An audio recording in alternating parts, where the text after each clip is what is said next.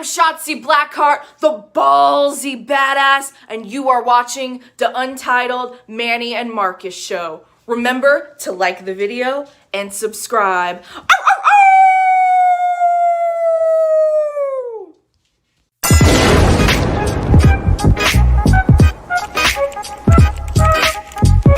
Hey!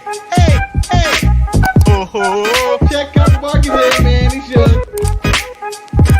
I hate you both right now. You guys are ridiculous.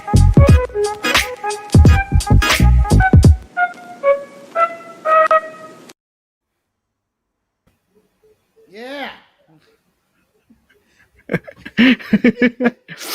I always find it strange that I have to start it with this image. Yeah, no, it has to start. This is the wake up image. This is what gets me going. This is the blood pumping. The anger, the hate. Welcome everyone to another edition of the Untitled Manny and Marcus show. I am, of course, Lord Manny Hayes, and I'm once again joined by Marcus the Grand Finale. The Invincible, the always awake, always ready to go, always excited, always blood pumping, heart moving 1,000 miles per minute, ready to go. Always awake. Never late. Always awake. Always awake. It hit showtime and you had just come on after me and Eric both tried to ring you. Hey. It was still only 11 when I showed up, okay? I was still not late. I didn't miss the intro. I didn't miss anything else. Even though in the middle of the show, I may run away just to go get a battery, my plug for my phone battery.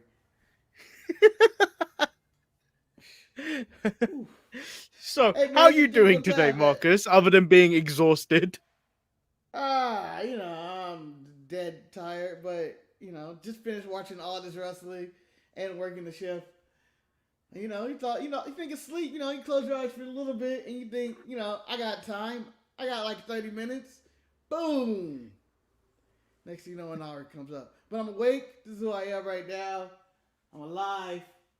I don't care what anybody says. I'm going to get through this show. We're going to make it. We're going to talk about Leon Ruff and Moxley being pregnant and everything else under the sun. So just to confirm, you wasn't hit by Damian Priest to knock you out.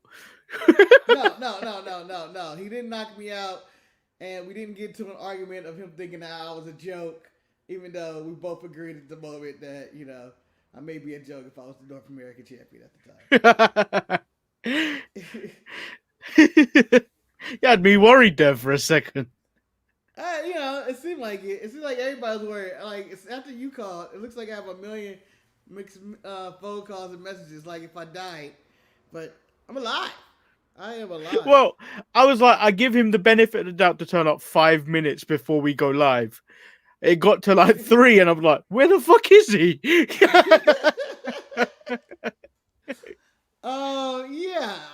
I don't know what happened. I slept past the alarm. Like, I had an alarm on. I slept past that. Phone calls, everything. Like, my one was just like, I had my watch on. It was just vibrating. And it was just like, what's going on? What is going on? Right. Let's move into AEW before you fall asleep on the show. I will definitely not fall asleep on the show.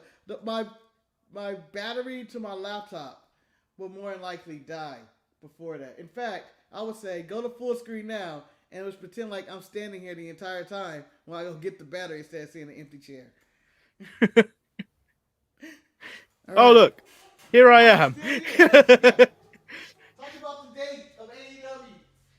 So, just to cover a few things while Marcus goes away, we do have some housekeeping things. It is Eric's last show this Saturday, so make sure you tune in this Saturday. Send in as many emails as you want. As long as you want to make him read them. The more emails, the longer he has to stay. He can't leave until he reads every last single one of them. Just have all your run-on synthesis and everything. If you want to participate in any additional content leading up to our holiday break coming December, please let us know via our social medias, which are down there in the description, or email us at thesharpshooters@gmail.com. Oh, that's terrific work, Manny. It was like I never left. It was like an ad. We had to close up. You delivered all the perfect information, and I'm back and fully charged. So AEW kicks off with Top Flight versus the Young Bucks. Top Flight said, Top Flight means the best of the best, and they are here to prove that they are the best of the best. I was going to start with a question, but I know you probably haven't had the time to do it. Have you, or are you going to read the Young Bucks book? I haven't started yet. I will read the Young Bucks book, but you know, to go back to this match of Top Flight and the Young Bucks, this match was exactly what I thought it would be, and it makes me sick. Oh, what, an Like, indie special? yeah, it just seemed like they were just gonna do all their flip spots and show their athleticism, which is fine. And to me, when it started, I was just bored right up the gate. And maybe it's me being tired and me just being frustrated. I was like, here we go. I can literally, like, before the match started, I was like, I know what's gonna happen in this match even before it happens. There's no surprises in this. And then it was just the same match I thought, and I was like, oh, there it is. The only surprise, I guess, was the Hybrid 2 making the attack at the end. But I didn't even care about that as well. So I thought it was a relatively alright match. However, it did feel like a squash match in the middle of that when you were trying to establish these guys. And I can't take Matt Jackson seriously when he's got a crucifix earring in his ear. No. And Christians, don't come at me. You just can't take that man seriously. Christians and Catholics may come after you. I mean, he got that Jesus merch. Sometimes you got to have that Jesus merch out there. But, I don't see... For just the match, I was just going like, whatever. If they're going to sign these guys, they already have a million guys that could do this. I need to see something new. I need to see somebody out there with aggression. Like, with FTR, you at least get, this is the technical style. Or the Young Bucks, you get the high fly spot monkey style. I don't know what I wanted, but it's just not what I wanted from Top Flight. So El Luchador said that earring is dope as fuck. It's not, and you are getting a demerit point for that. El Luchador. You're talking people doing things. Next thing you know, you're gonna be like, nah, man, this dude had a Bible. Can't trust him. You're getting negative points. I've got through I've got through halfway through the book through audiobooks. It's confirmed one thing for me. Matt Jackson is a dick. Well, you can see it. You can see it all over his face. But it is interesting to hear their story, like how they met up with like Kenny and all the other people that they've become good friends with. It's interesting how they've known Scorpio Sky for quite some time, yet he's in the position he is in on their show. It's just, I just find that ridiculous. Yeah. So let's tackle this. You know how I said we should have a Nia Jax calendar of days without incident? I want to get a AEW calendar, Dynamite calendar of days without black people winning. I think it's been at least 7 months. I don't know, Marcus. I don't know, because I feel like certain black people made the biggest wins this week. In AEW? Yes. Okay. We'll get to 2 points of that today. Okay. So the Inner Circle slays Las Vegas. It was exactly how you described it. It was a hangover type deal. We got cameos from Conan, and Hornswoggle, or if you listen to the New Day podcast, Doo Dylan. Sammy got married 3 times. MJF got soft written all over his face. I don't know. I said the moment that Dinner Debonair happened, that was the peak of this. Yeah. This didn't hit for me. I don't know how did it hit for you? To me, a little bit, kind of, but for I just want to get back to wrestling with this show and product.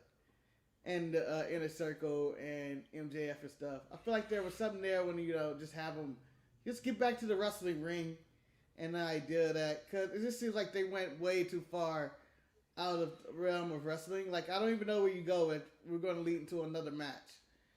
Like, if the Inner Circle were to betray Jericho to join up with MJF or whichever the case is going to be, I don't care. This was just a comedy routine. This is no different to me than an R-Truth segment or Santino Marella or something like that. Like, it just doesn't have that, like it's pro wrestling anymore. It's just like, oh, we're going to just do this now. Like, it's like they decide we're not a wrestling show anymore. We're going to do a comedy show in the middle of this. And I don't need it. I'm done with it. I had enough. It's just too much. So we get a John Moxley backstage promo. Shout out to AEW for fixing all their audio issues this week. I had nothing to complain about this week about it. What? Manny? I'm sure you do. I'm sure there was one instance when it happened in NXT, but it rectified itself very quickly. But so this promo, he basically just announced Renee was pregnant. And something along the guys that his dad said that he was that they are the good guys. But I couldn't. About? Yeah, in my notes that was the question I had for you. What was Mox trying to convey in this promo? I have no idea. To me, and maybe I'm half asleep, maybe I'm a race baiter or whatever, but it sounded like white supremacy. Yeah. They may treat you bad, but remember, let me tell you something. You're not a thief like that now, but you're one of the good guys. Pure white skin. We could do it. 6'3". Pure white man. I had no idea what he was trying to convey of being one of the good guys. I didn't understand it. Maybe he is one of the good guys. I don't care. Like he was talking about something. He was going, remember, you're one of the good guys. And then at the end, he's like, just like my dad said, I'm one of the good guys. I'm going like, what are you talking about? Only thing I got for this is Renee's pregnant. Don't make you a good guy. And then, so following this, we get Orange Cassidy versus Kip Sabian, and with Miro on commentary. I'm just going to say it's early days, but it's feeling like Miro's jump to AEW is one step forward and two steps back. I mean, he isn't really featured at all, and they had him in this match doing commentary, and the entire time he was on commentary, I was thinking of, I wonder if Lana would go through this table. Put Lana through this table. I'll be worried to take.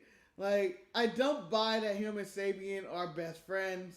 I don't buy that he's planning his wedding because it seemed like that was something they were going for, but decided to put that on hold.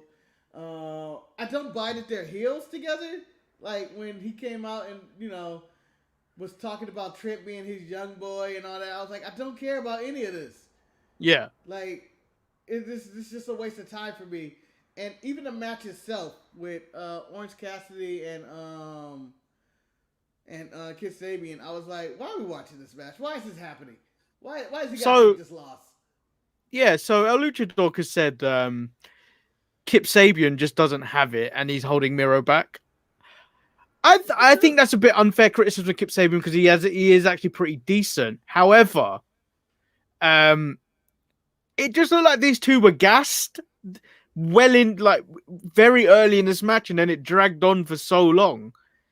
Yeah. And then Miro takes out Cassidy at the end of the match, where Cassidy obviously wins the match, and it's just like, what was the point of this? What I just watched? Yeah, I mean, I guess we're leading to Miro and Cassidy, maybe, but possibly. I'm not really looking forward. I'm not looking forward to that, and you're trying to build me to that. Like El Luchador put in the comment, is Penelope Ford has the most upside of the group.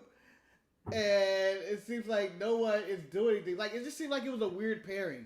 I don't know who came up to it like, this is the pairing for Miro. This is what we want to do. But it just doesn't seem like it works for me.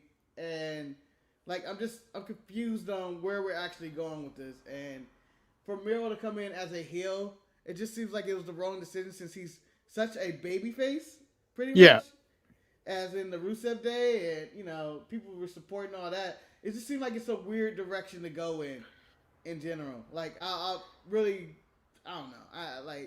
But as their Director X video package, they have changed wrestling, which is another thing that had me going like, you guys ain't won shit yet.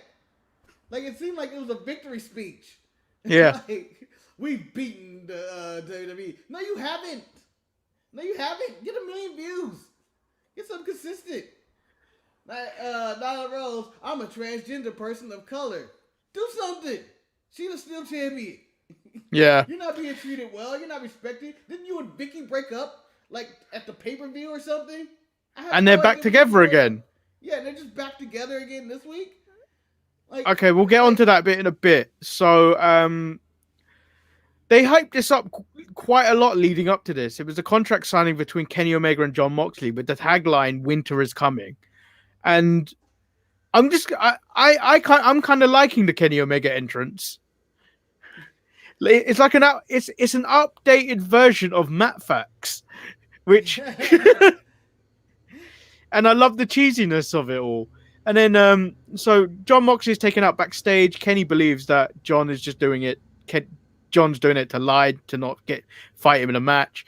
Kenny signs a contract, but this segment felt like it fell apart the moment that Jon Moxley wasn't part of it. Yeah, like you said, the entrance was good. Kenny's look was good. The sunglasses and the suit. He looked very douchey. Everything about the intro of like, this is all stuff, just stuff doing. I'm in the Wrestling Observer Hall of Fame, which is so obnoxious of all the things that say, since, you know, Culture just blows everybody at AEW anyway. And I believe I don't care how it actually works, but whatever. Everything that goes into that entrance is fine. But it just seemed like it lost me when, I guess, Mox was attacked. I'm assuming by Kenny Omega in the back. Before. Probably. But it just seemed like a way out, so Mox didn't have to show up to work again. And then this was followed by. Winter is coming. It was stupid. Thrones, basically. It was stupid. Like, that's the name of their show, right? The December 2nd show is Winter is Coming. Probably, but like, when you get to the show, winter is here. Like, you just grammatically incorrect. Why don't just call it the Winter Show or something? I don't know. I just thought it was stupid anyway. It's the whole thing. I was just like, the last thing I want to be reminded of is how bad Game of Thrones ended, and you're bringing me this. Hey, you reminded how bad Dexter ended. Every time I'm reminded how bad Game of Thrones ended, I'm reminded how bad Dexter ended. Even though they're bringing Dexter back, it's still like, damn, that was the worst thing I could ever imagine. Like, even though let me become a lumberjack. Let me become a lumberjack and fade off to nothing. Let me carry my dead sister's body into a hurricane and have that body spin out of control and die. Yeah. So following this, we had the Blade versus Pac. I didn't really enjoy this match. Like, it felt really sluggish. Like, it never really got going. My issue with this match is that, and this is with AEW match, I am a proponent of squash matches, or people need to have dominant wins. When you sell me a week or two prior that Pac is frustrated, he's been at home, he wants to come back, you know, what I'm thinking of, this dude is a whirlwind full of energy and chaos, and he's going to destroy whoever he's in the ring with. The Blade doesn't need no offense. Yeah. You can whoop the Blade's ass any day of the week. It don't matter who you are. And I thought that's what I needed. I needed to see Pac, the most invincible wrestler in the world, and going like, wow, he's back. And he's as dangerous than ever. You can do whatever angle you want to do with Eddie Kingston and Pentagon, or whatever he calls himself now, Penta, after. But I wanted to see him go in there and destroy the Blade. I wanted to see a vicious Pac. Like when Roman came back in the WWE, you saw this different, more vicious animal of Roman. And that's what I wanted to see out of Pac, who is one of their major stars. Instead, he was giving up offense to the Blade, and it takes away, to me, his credibility in the ring. He should have been ferocious. He should have been a killer. And I was looking at this going like, and maybe I told you, maybe I'm half asleep. Maybe I'm just angry that I have to stay up, and I'm just a grumpy old man. But I did not need the Blade to push Pac to the limit. And that's with a lot of these matches. I don't need this back and forth match all the time. I need to see somebody out there whooping somebody's ass. That's what I need. Yeah. I need to see Thatcher and August Gray, in which basically Thatcher beats his ass. Yeah, but that was the thing I was going to compare this match to. Was these two had chemistry, Thatcher and Gray, in comparison to like it felt like Blade and Pac didn't, and the way it just ended, like it was sluggish all the way through, and then it just ended with the high spot into the Rings of Saturn, or wherever he calls his finishing maneuver. Oh man, I'm breaking the paint. Whatever it's called. It's the Rings of Saturn. Yeah, and then so Pat gets on the mic, but is taken out by the Butcher before he could even finish his sentence. Ray Phoenix tries to make the save, but the numbers prevail until Penta comes out looking like La Parka. Looks like he's going to take the chair to Phoenix, but then swings it at Kingston, and looks like Death Triangle is back together again. Okay, I'm gonna skip ahead, kinda, but didn't this remind you of the end? It's like someone booked the exact same segment as the end of the show, but said, what if he turns on somebody? Oh, what if he stays with somebody? So Penta decides to stay with his brother, and Will Hobbs, the late barking dog, decides to turn on Cody. Which means Cody can't handle black people. That's all she's telling me. Well, so as you mentioned previously, when you were talking about AEW and black people, I feel like a black person got a win here by taking out Cody Rhodes, and then I feel like Cody also deserved this for showing no sympathy for his wife later, which earlier in the evening had this done to her. Yeah, I don't even know what happened here. But it doesn't even seem like it makes sense with Vicky Guerrero and Nyla Rose holding back those two officials. I feel like if those officials can't push over like 60-year-old Vicky Guerrero, what the hell do they do? Vicky Guerrero like, I got this. I'm holding them back. To me, it was just lost. And Cody not having his wife's back or checking on her or going to the hospital or even reference her. I don't think there was even a reference in the segment about like Cody is back from checking on his wife, who's apparently got her ass beat by Jade Cargill. But, I mean, we jump ahead. Back to the Penta scenario. Did you feel that there was drama? Did you ever feel that he was going to turn on his brother and go with the Butcher and the Blade and or Eddie Kingston and the family? Well, that's the thing. You can never really tell with wrestling a lot of the time. Sometimes. Because, like, especially the way AEW books, they're trying to beat out the smart marks a lot, even though that's all their audience is. But what sold it for me, like it was last week, how Penta just seemed very confused about the whole situation. Yeah, like, why are we doing this? Why are you kicking my brother out the ring? Yeah. I still enjoy Eddie Kingston and all his shit talking on commentary, and even when it's mainly directed at Shivani, it's so funny. Yeah, talking about Shivani, like it was good. It was entertaining. Like I enjoyed that aspect of it. I think Eddie Kingston can't miss. He's just on fire no matter what he says or does. Like he's so believable. But when I feel like just a little bit like there was part of me that felt like, oh, he may turn on his brother, but as long as it went, the more I was like, he's not gonna turn. He's going to stay on the side of good. Or, I guess, and not evil. So, up to this point, I was thinking AEW was a bit of a shit show. It was the next two matches that... It was the next two matches that kind of saved it for me. Okay, I didn't think it was that much of a shit show. I just felt like it was a typical show to me. Like, I wasn't blown away. Like, you got to compare it to NXT, which is on the same night. I feel like in NXT, when I watch a segment on NXT, I'm watching a different type of show. When I watch each different segment, it's not like I'm watching the same thing over and over. Like, it may just be a wrestling match, but the wrestlers in the ring, in their match, tell a different story. Or the segments just feel like they have more, like, I don't know, control or thought in it. Everything on NXT for me seemed to matter, with exception to Kushida versus Ruas.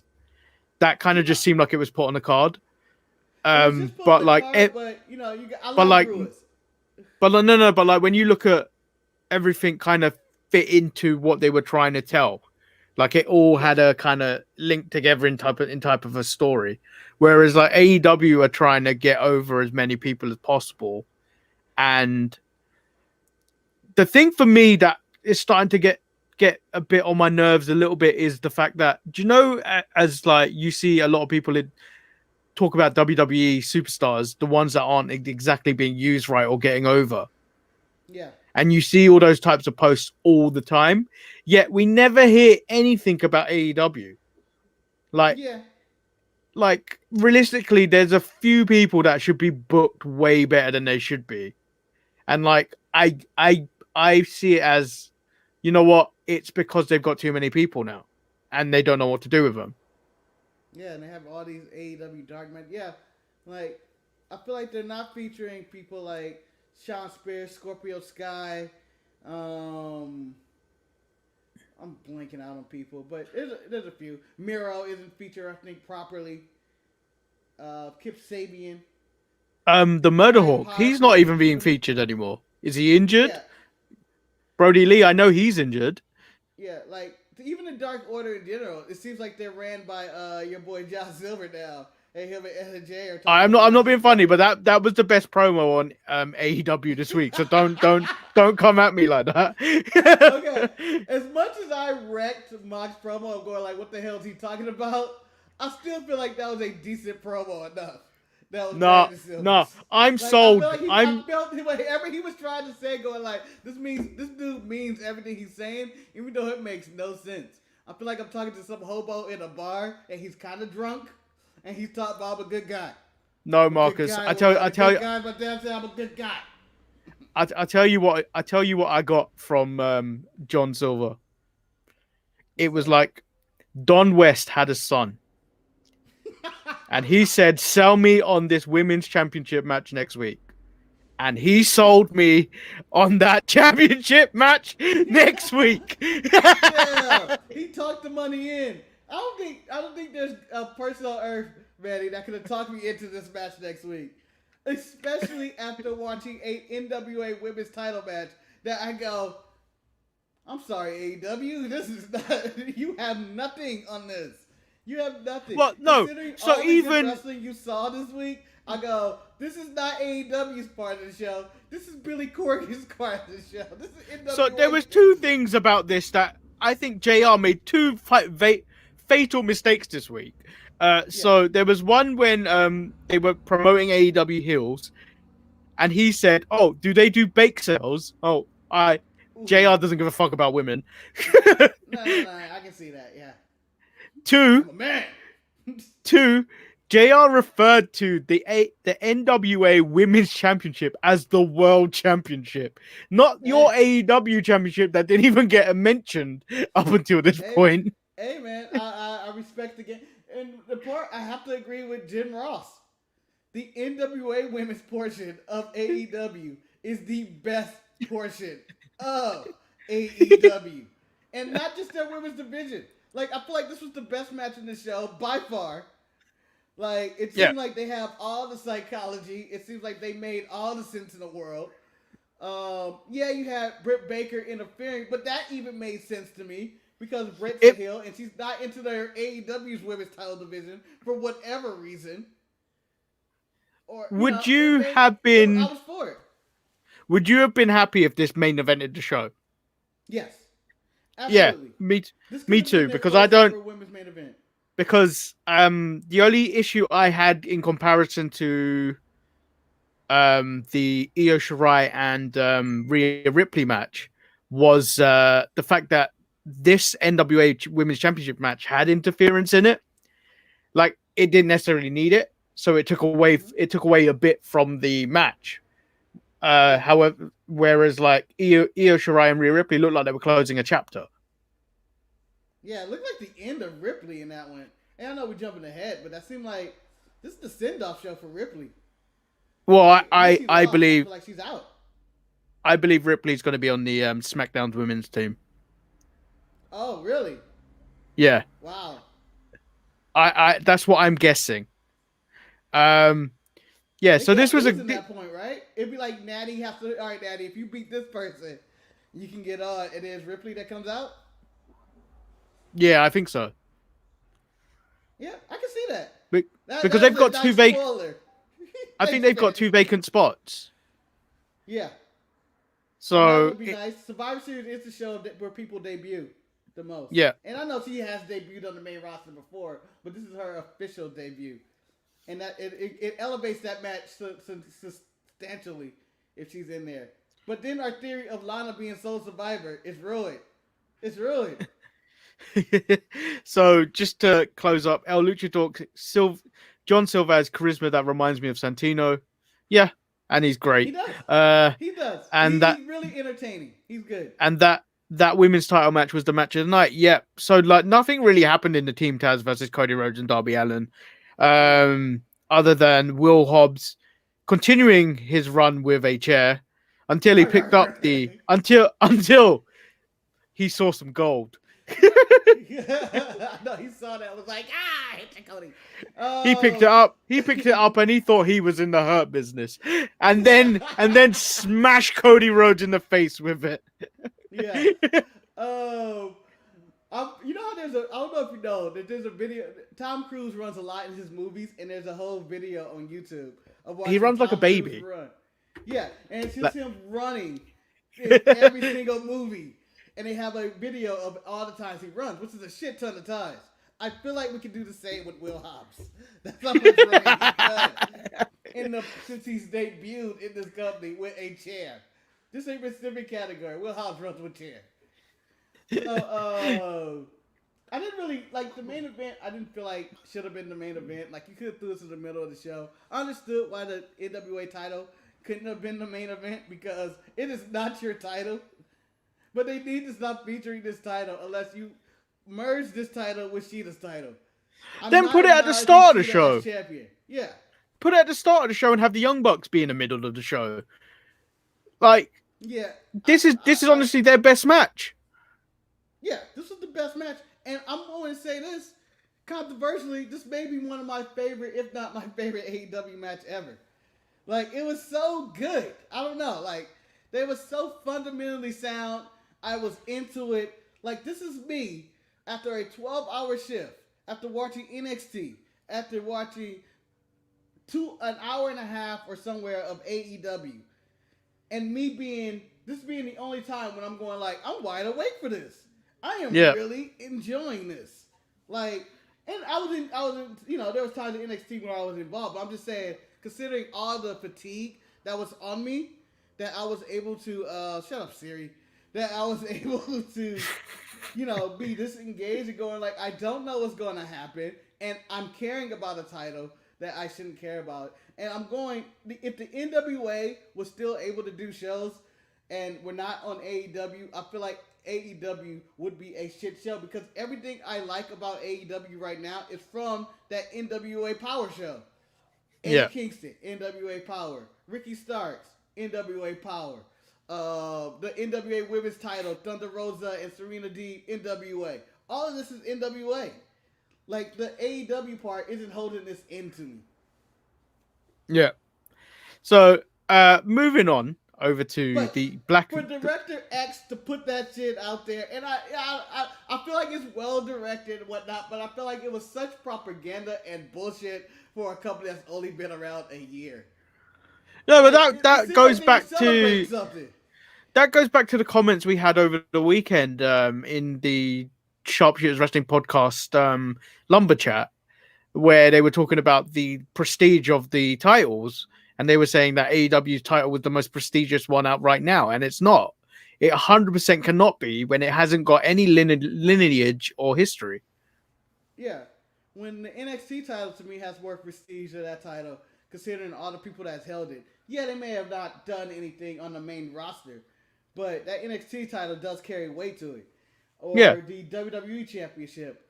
Or even, you know, the NWA title or the Impact title. Just has time and lineage of people who have held it. When you can go back in history and be like, oh, I remember when Samoa Joe and Kurt Angle fought for this. Or I remember when Adam Cole and Finn Balor went at it. Or Seth Rollins beat somebody. Or Big E. You know, we just go back in time and look at it. And when I was looking at this package, I was like, it seemed like a basketball team who has who's starting off really good, but they can still blow it in the fourth quarter. And you know, I hate to do this to myself, but I've been getting all this shit from work anyway.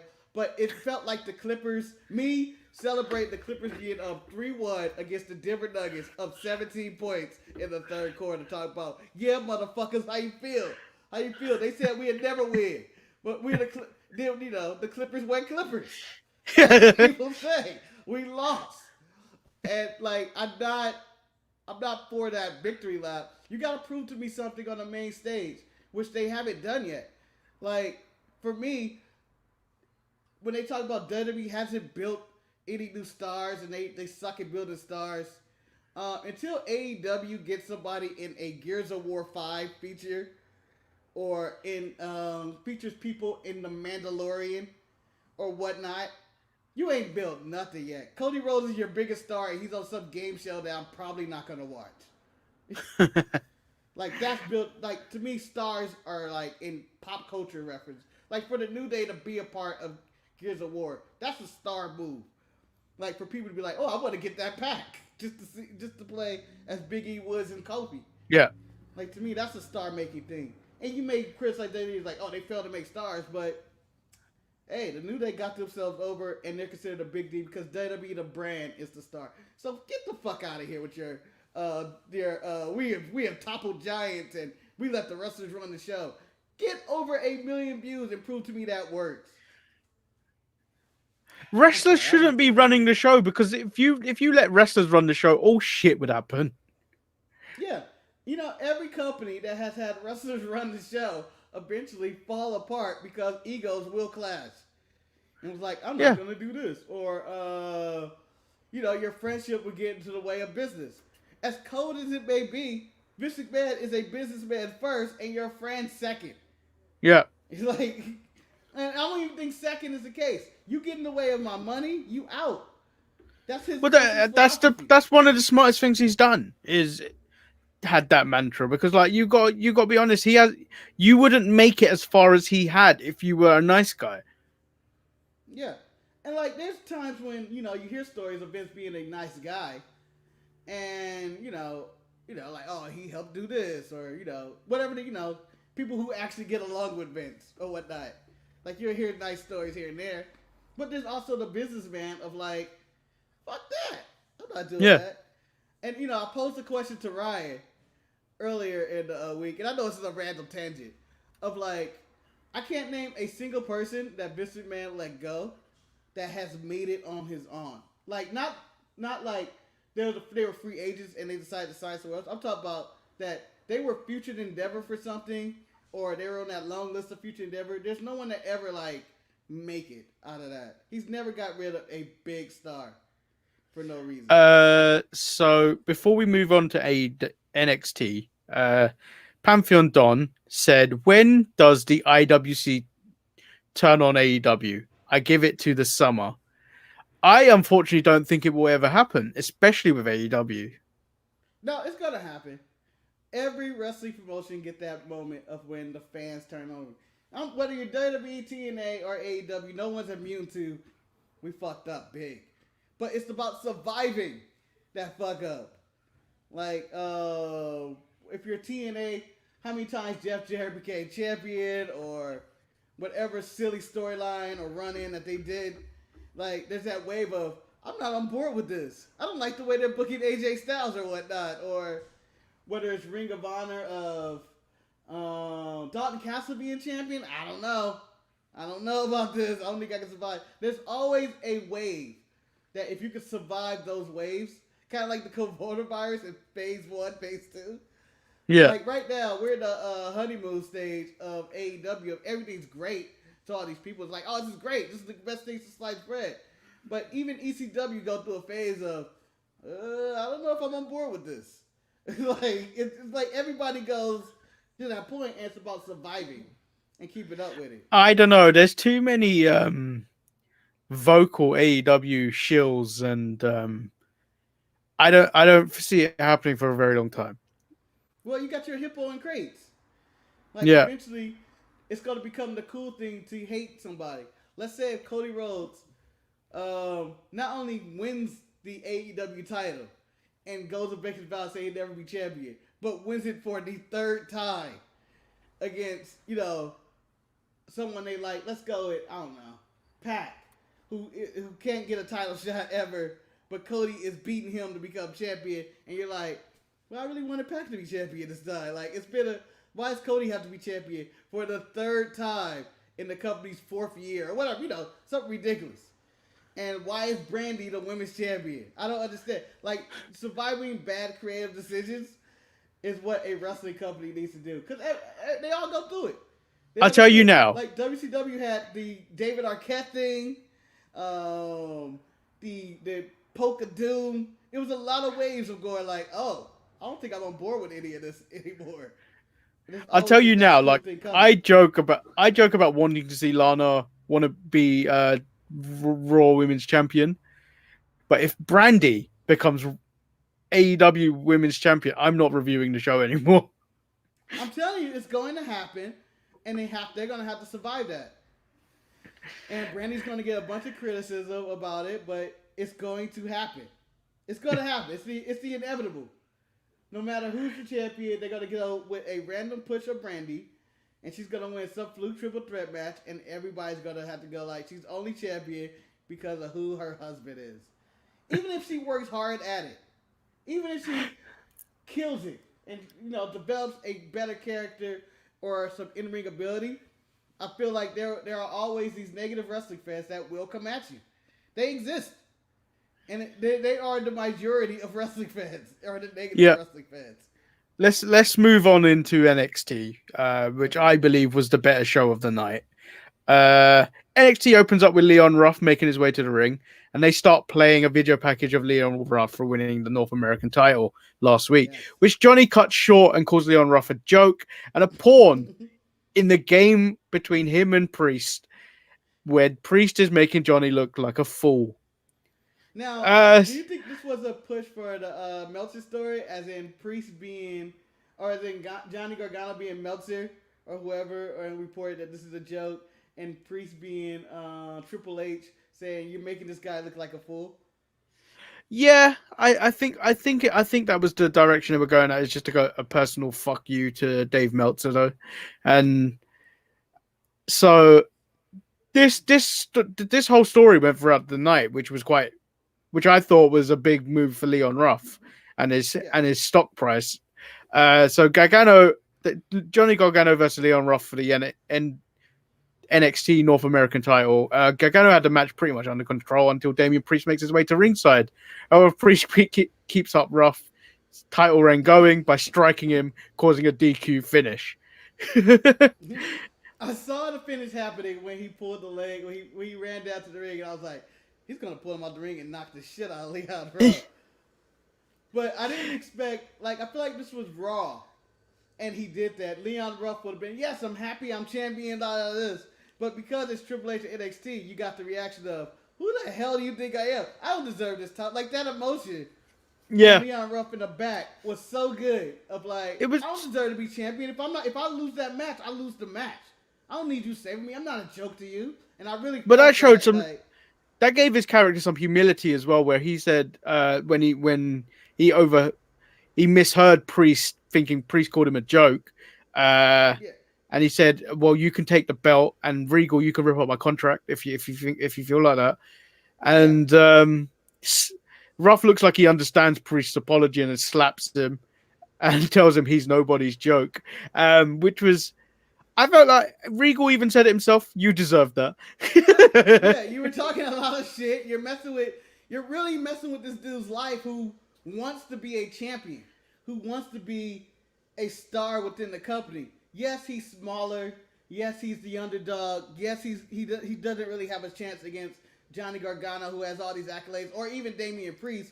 But you don't talk shit. Like, to me, this felt like a real reaction to somebody who was a fluke champion. And you over there mocking him and pretending to be his friend. I felt like that was 100% a real reaction from Priest. Like, I'm no joke, man. I'm a professional. This is what I want to do. Yeah. And then him walking away and him slapping him. I'm never a fan of the slap, a grown man slaps him. I'm ready for him just to sock him in the face. Yeah. It kind of takes me a bitch. Like, So let's close the chapter on this with Damian Priest was allegedly booked for a match against someone.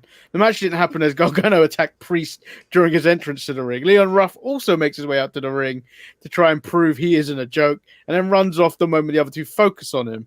And then William Regal asks him what the hell he was doing, and he said, "I'll challenge them both." Yeah, and I was like, there it is. He's like, I challenge them both. And I feel like this was the performance in Starbase. He may not win this match, but they gave him enough integrity, personality that you felt like, I'm with this guy and I hope he wins because everybody's being a dick right now. I don't know if they booked the match for next week or if they're keeping that for War Games. I hope it's for War Games. I don't know. I didn't honestly know where he wanted the match to take place. They didn't really say, I don't think. Yeah, I don't think they said. War Games. And then you had Cameron Grimes just walking backstage, all proud of himself, letting everyone know last week he wasn't afraid of Dexter Lumis. And Cameron Grimes is a rocket ship, and he's going to the moon.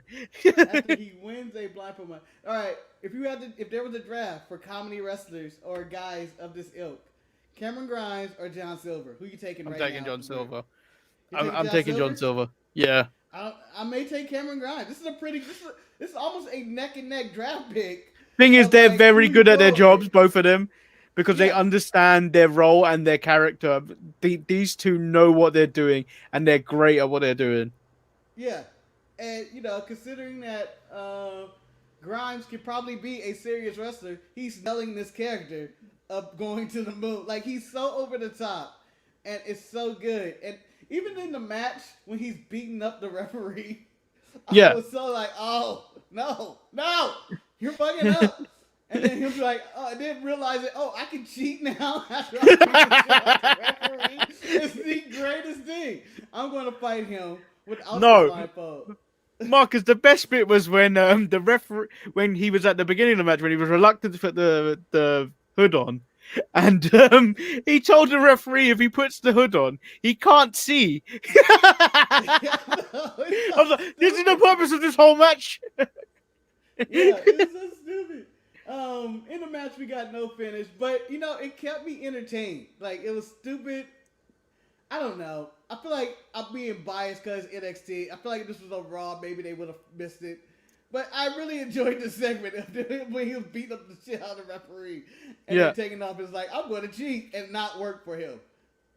And then so now we get backstage. It's not even a backstage. It's a video package of Shotzi telling Candice they are going to war, as she looks like she is rebuilding her tank. Yeah. She looked like Iron Man in the middle of Iron Man. Motherfuckers, I got another one. No. She looked like Iron Man in the first Iron Man when he's building that original suit in a fucking cave. Like, which is the greatest line ever. Tony Stark built this in a fucking cave with scraps and rocks.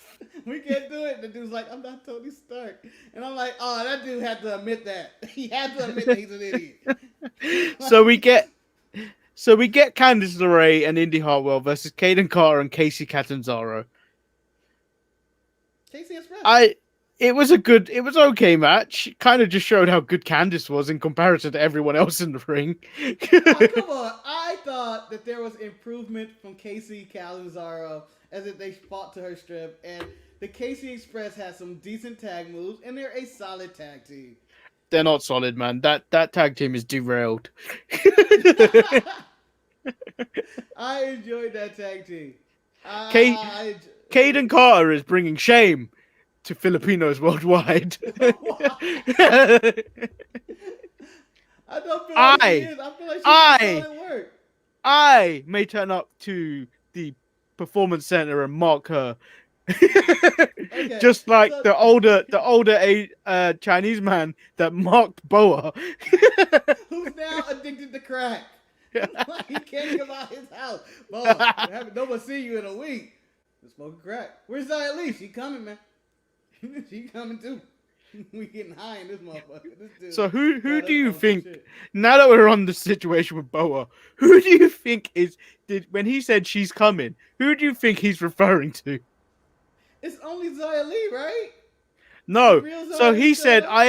I haven't seen no. So Regal went to Boa's house, asked why he hasn't been at the PC for a week, and then says why Zhali hasn't been at the PC for 2 weeks. He said she's hiding, and then in fear that he keeps saying I'm sorry, she is coming. I can only think of one person that they both of these Asians of Chinese heritage could be afraid of. Who's that? Um, the racist allegation wielding Tessa Blanchard. Why are they afraid of white Tessa? She's She's racist. racist, man. Racist. She's You. racist. I'm not being funny. White Americans are the champions, the world heavyweight champions of racism. Yeah, they are. They the white race invented racism, and everybody knows it. But Americans took it too far. You know this for a fact. They took it too far. America, you took racism a step further than people wanted it to go. They are the Racism gold was medal good winners. for America. They're the gold medal winners. Every year in the racist Olympics, America seems to always pull that gold. They have the dream team come out. You got the entire Donald Trump is out there like, we're taking the gold. We have to do it. Do you really think it's Tessa? I mean, that would be interesting.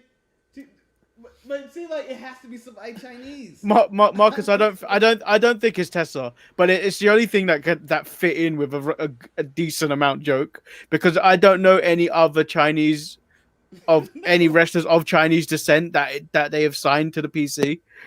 That they could be afraid of. That Boa, a grown ass man who's about 6'6" or 6'3" or something, should be afraid of.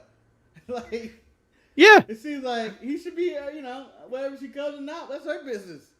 That sounds terrible. That sounds terrible. That's how Boa lives. I don't care if she comes or not. That's her business. Oh, you cold, Boa. So, that's where we're at with this. Yeah. I'm full on accepting the full on racist storyline with this. Yes. So Tessa in. So following the Candice LeRae match, there was a video package for Arturo Ruas, where Ruas went against Kushida. But I was under the impression that he was drafted to Raw not that many weeks ago. Yep, and I was under that impression too. But I found this as Raw. Yeah, I found this as an interesting match because it was just a bunch of submission holds. Yeah, it was very like tactical, fake MMA. It was borderline a Thatcher match with Ruiz, who I would like to see fight Thatcher probably, and I'm pretty sure they have that already. But to me it was good. It was a different pace of a match. They gave Kushida the win, who is just racking him up lately. Eventually he's going to make a run for that title against Finn, I think. But this is one of those showings of someone I like, Ruiz, who I feel NXT never or WWE is not featuring properly. I feel like he should be featured more. Like, I enjoy this guy's work. He's a different style. He puts in good hard-hitting matches and nice submission stuff, and you believe in his capoeira. I probably said that wrong. Who cares? But I'm all for it. Like, he should be featured more. Or he should be a part of somebody's faction, just like the number 2. He's a good number 2 guy. Yeah. And go in there, take the pin, and, the main heel guy with him is like, I get your ass next time. So, we have another match with Dakota Kai and Raquel Gonzalez versus Toni Storm and Ember Moon. These two had a backstage promo, which I believe Ember Moon, in my notes I've written, continues to ruin segments by opening her mouth. Get this lady a mouthpiece or something. Robert Stone, I haven't seen him in weeks. Pair him with her. At least he can do the talking for her. Yeah, I feel like we do need to bring back the Robert Stone brand and Aaliyah and help her, because I feel like she was talking and she had most of the talking to do, and still was upstaged by Toni Storm just existing in the area, going like, I probably should have said this part. No, but I would never. I wouldn't even. I don't think you could even compare Ember Moon to Toni Storm, where Toni Storm has accomplished way more in her shorter career, and she's only 24. Yeah, like it's a star vibe. Like I know how you were for the Casey Express, but in the Ember Moon match, I felt like she was solid, but I felt like you give Kaden Carter a couple of more years, you don't really need Ember Moon anymore because Kaden Carter can do all this probably better. Well, also I don't think anyone was. There was only two people that I felt like got really over in this tag match, and I felt that was Toni Storm and Gonzalez, where they both looked strong in this match, and then maybe Dakota Kai for her extreme selling. No, Dakota Kai had some extreme selling for Toni Storm, but like Ember Moon, her moveset needs adjusting. It just doesn't look that very effective, and she does need to get another finish other than that total eclipse. Yeah, I think she needs to go for a submission finish or something. I feel she needs to be somebody's tag partner at this point. Like, Ember Moon would be a nice feature, come in for the victory or something, and get a hot tag. But I don't feel like she should be by herself. But I really enjoyed this match. I enjoyed, I enjoyed the match. I'm gonna say this though now, Marcus. Anyone that was trained by Booker T, if they are a person of color, they're instantly being judged by me. I'm gonna give reverse Booker T, where he gives every person of color that he hasn't trained negative feedback. This is what's gonna happen. Take that, Booker. I'm gonna be Booker M. Naomi criticisms. I'm Booker M. Booker Manny. Dun, dun, dun, dun. Your music goes dun dun dun. Dun. It's just, I can't do it in reverse. I'm too tired. I feel like his criticism of certain wrestlers are unjust, and when his crop does not look any better, like, let's be real. If you were going to compare the person he criticized the most recently, which was Sasha Banks, in comparison to Ember Moon, not even comparable. Yeah, there's a star and then there's somebody else. Like, clearly Ember Moon would be like, hey, we got Sasha Banks. Yeah, we got Ember Moon. Yeah, I'd rather have Big Swole. Yeah. I'd probably even rather have Naomi at this point. At least she has Naomi is way better than Ember Moon. Oh, yeah. I thought you were about to disagree with me on that. No. Naomi is way more athletic, and at least her moveset goes with what her character is. Yeah, and she's even better on the mic. Like, Naomi's not the best on the mic. I'm not giving her saying that, but she's better than Ember Moon. Like, at least she could, project herself better. So, hold on. Chris is in the chat, and he said, Marcus sounded like Eric replacing one black person with another. For shame, Marcus, for shame. Well, I've got to order food after this. Move. I'm hungry. See you all Saturday. He has left this show twice now to go do something else. Chris, I need to make sure that... Why are you constantly in a state of moving? You can't sit still. You can't sit still. By the way, when we were comparing Black Wave to Black Wave, and I was in Eric mode, we were in Booker T mode, in which he's criticizing black athletes, and that's why we were comparing black female athletes to other black female athletes. So if you've been trained by Booker at any point, you are getting some harsh criticism, I feel. That's the way it is. That's just life. Yeah, so we move on from this match. Oh, wait, so Candice LeRae and Indy Hartwell take out Toni Storm and Ember Moon at the end of the match. So this looks like what might be the female women's War Games match, where it's Indy Hartwell, Candice LeRae, Dakota Kai, and Raquel Gonzalez versus Shotzi Blackheart, Toni Storm and Ember Moon, and someone else. Yeah.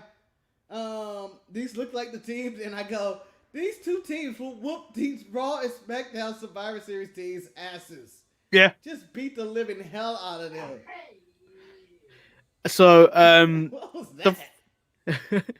So the following match was Timothy Thatcher versus August Gray. It was just another squash match for Thatcher, giving another lesson in Thatcher's catch can. Don't pick a fight with someone you can't beat. So out comes Tommaso Ciampa, but Thatcher leaves the ring, stating he has no problem with him. Yeah, and I feel like that's another loss coming Thatcher's way, as in Ciampa's gonna whoop that ass. But I look forward to their match. Probably gonna be at War Games. Yeah, I feel like this is going to be one of those little solid matches we get where Thatcher's on a takeover card, and it is one of the better matches because it's the more technical match.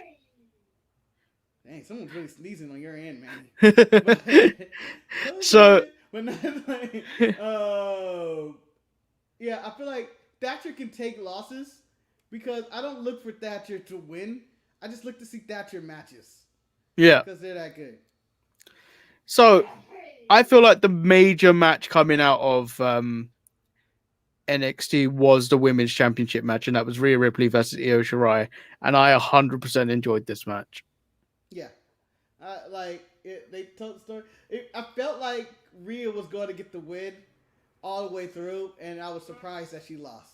That's how, I was really compelled by it.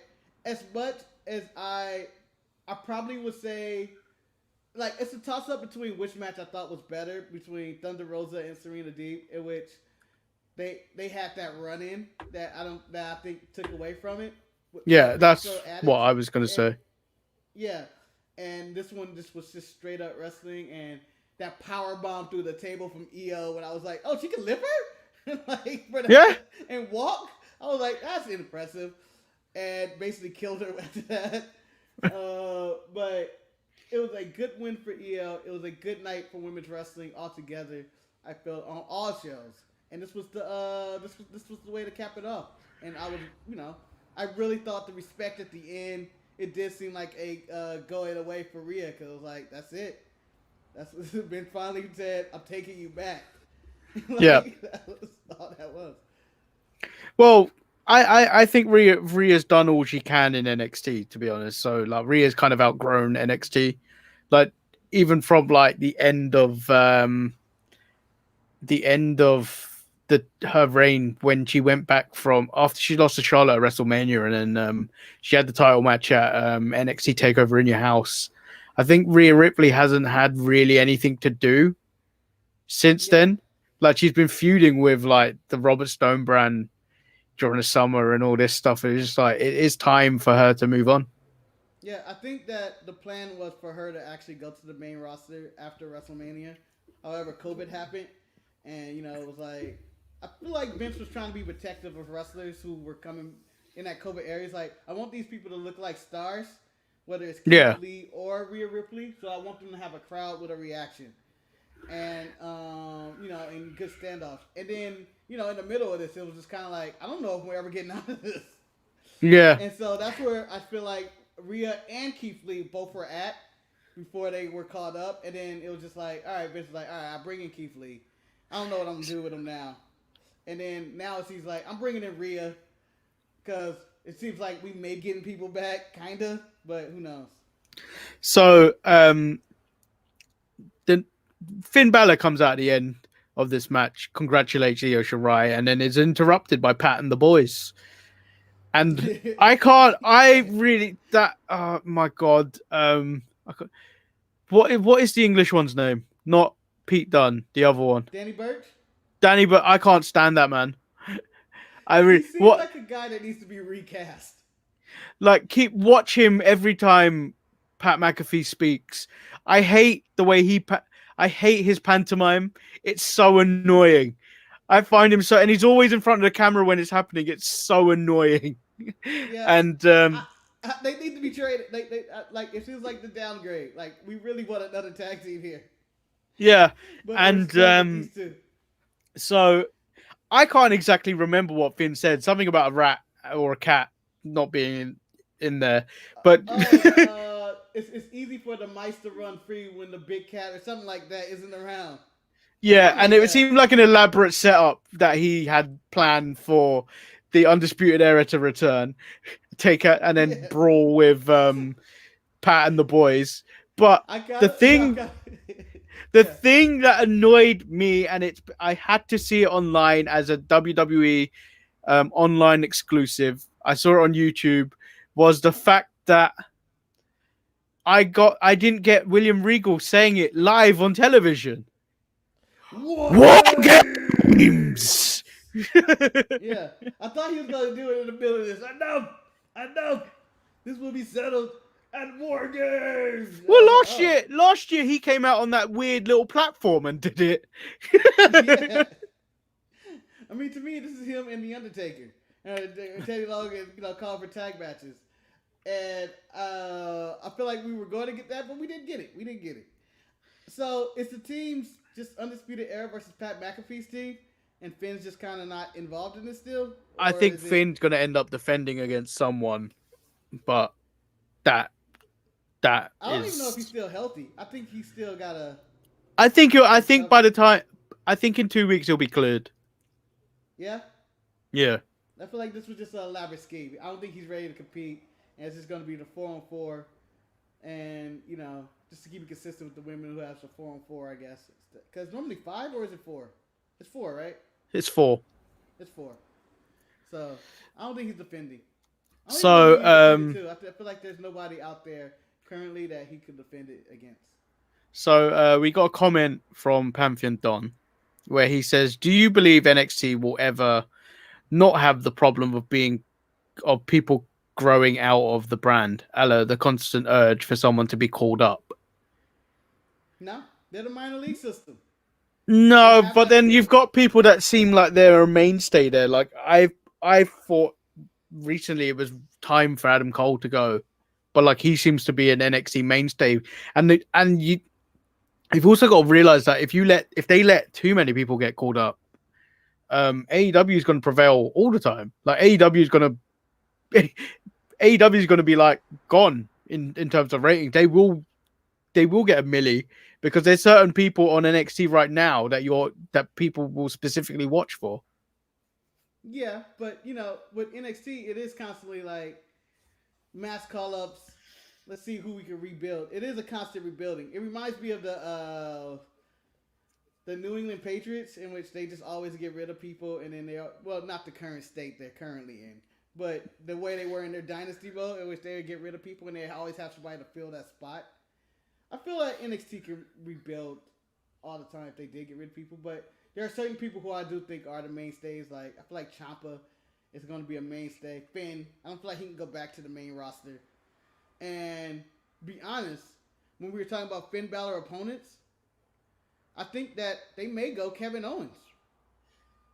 Possibly. That could be a reason why he's on commentary next week. Yeah. I mean, Wade Barrett, whatever he got to do is got to do, but it's a nice way to be like, he's doing that, and Finn going like, I'm the greatest NXT champion of all time, and then Kevin Owens like, no friend, no fella. I don't know why he's Sheamus all of a sudden, but I am the greatest NXT champion. I fought John Cena as the greatest NXT champion of all time, or something. I don't know. I feel like that would be the route to go. So, Marcus, I got an email today. Ooh. And you might have to, when I play this, you might have to unmute it to hear most of it. When I click it, it's a video. Oh. It's Survivor Series season. And there's a certain DSPN title that's on the line. It is. And we go to the video package of El Luchador. Sharpie Nation, I didn't die at the docks.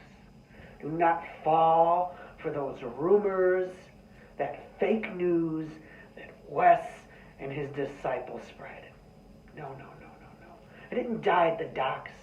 And since I've been back, there's been a rise in the stocks.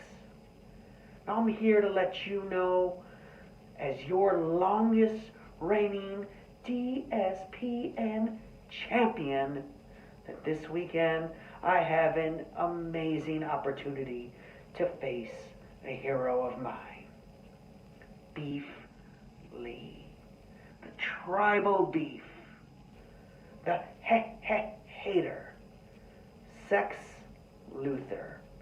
You're about to be a sex loser. But I just want you to know something, Eric. This is very dear to me, as I believe in the dream that you set out years ago with the Sharpie Nation. I believe in you, Eric. But more importantly, I believe in me. And I also know that the hate that you disseminate will lead to your ultimate fate. Now I want all of you to know something else, and that is Wes from Be More. I did not forget about you. I can never forget about you. You crossed lines, Wes, and you will eventually pay. I assure you that you and your disciple will fall to the lucha god, the lucha dork, the man who runs the jam. Now this weekend, I'm going to spit my picks to win. Team Raw Women's over Team Raw Men's over.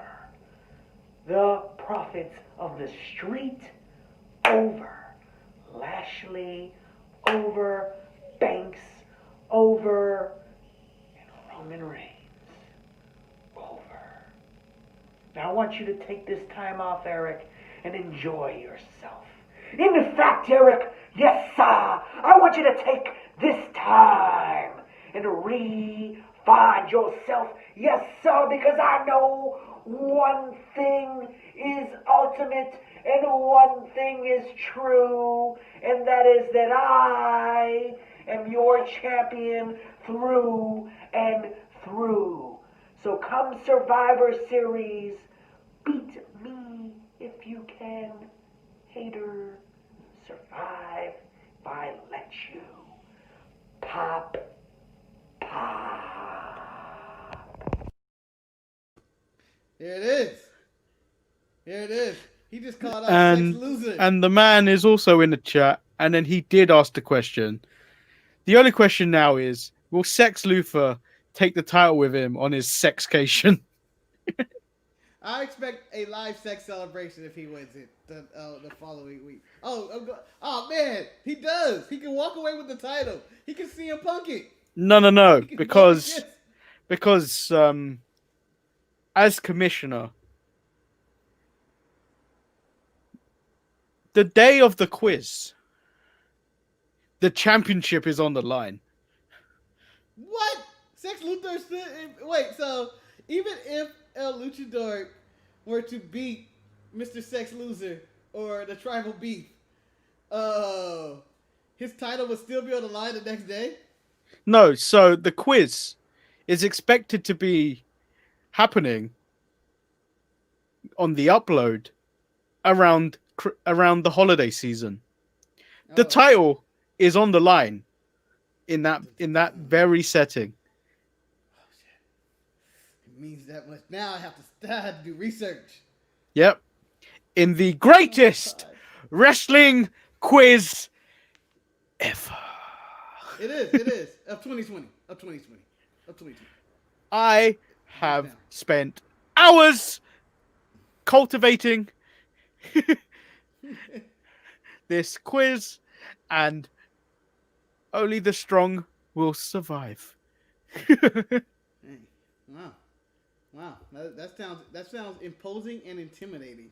I feel like now I care. I have to win this. And by research, I mean I'm going to probably not do anything. Damn it. Well, I did. Oh no, we might be in the midst of a shutdown in the middle of this quiz. I can bounce back. They already set a curfew at the casino.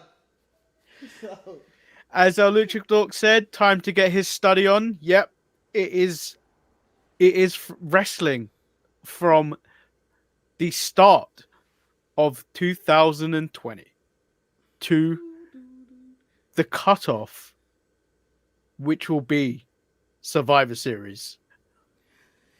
However, I doubt there will be any questions about the Survivor Series because it will be fresh in the mind. Hey, you can always throw a Lana question. Always throw a Lana question. I could. Pin Lana. Yeah. You don't have to. Don't do that. Don't throw any more Lana. We don't need it. Who threw Lana on the table in the last one?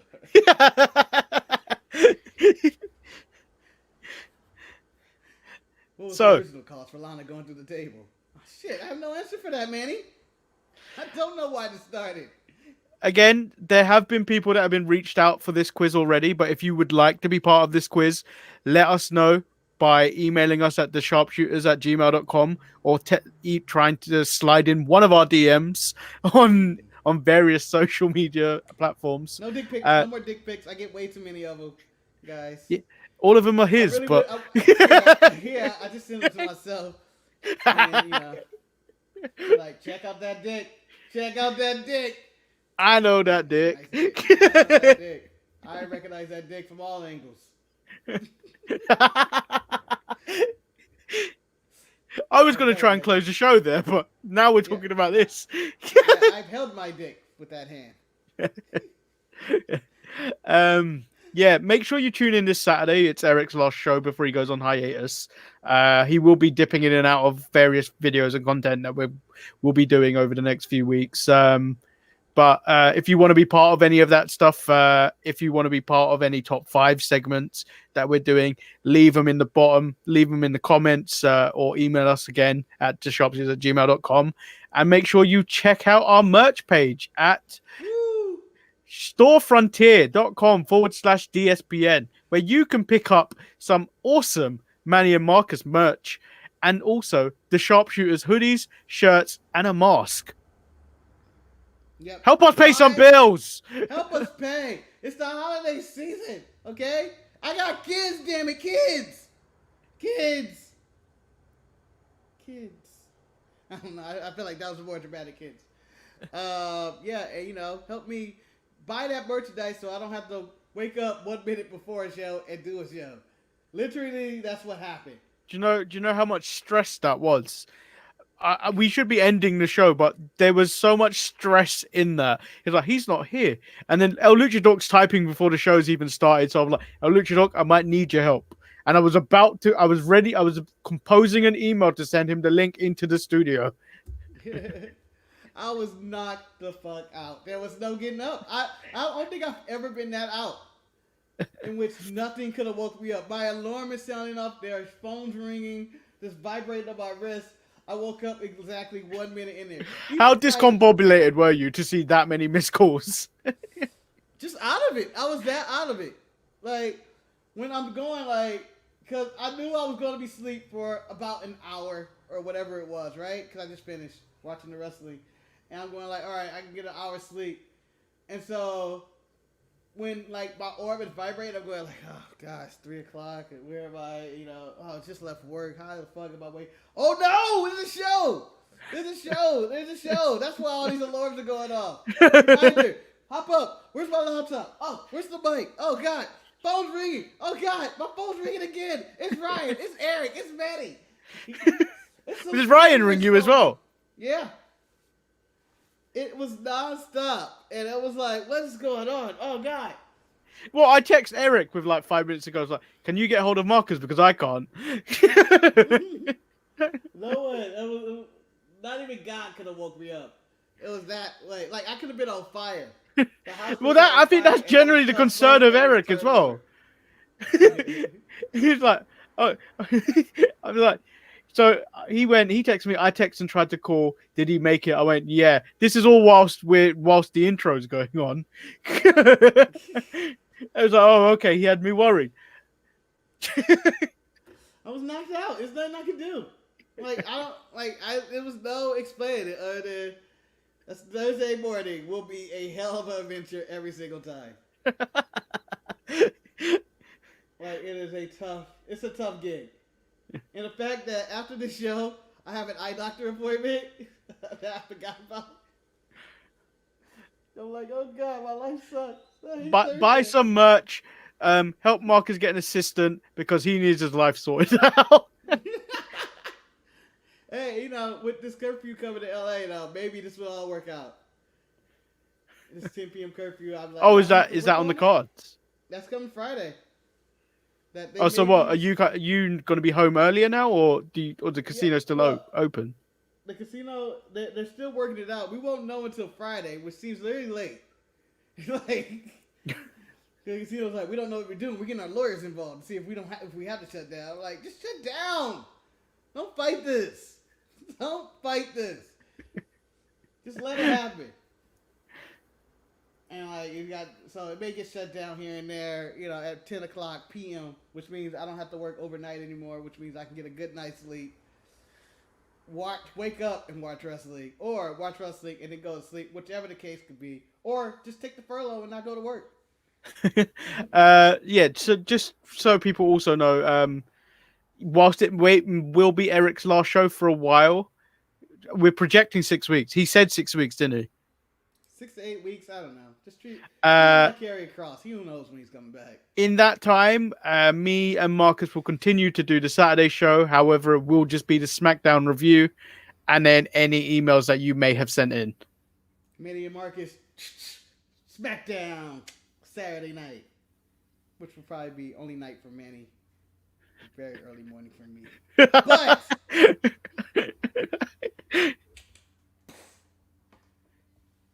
But stick around, stay tuned to the channel. We'll continue to push out content. Marcus is also doing the clips of shows when he's awake.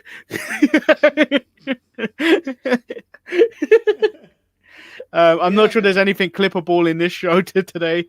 But it was kind of running through it.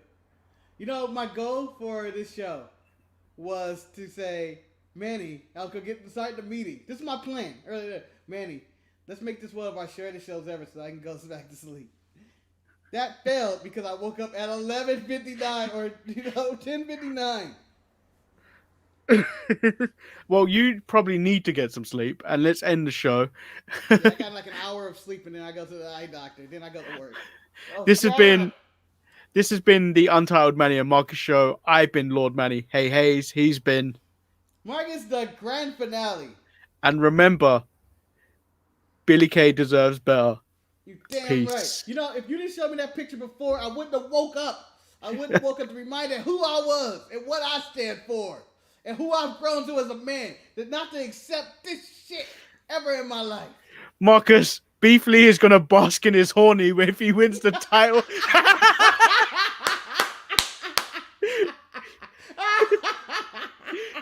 And on that note, have a good evening. I'm out. That's done. It's over.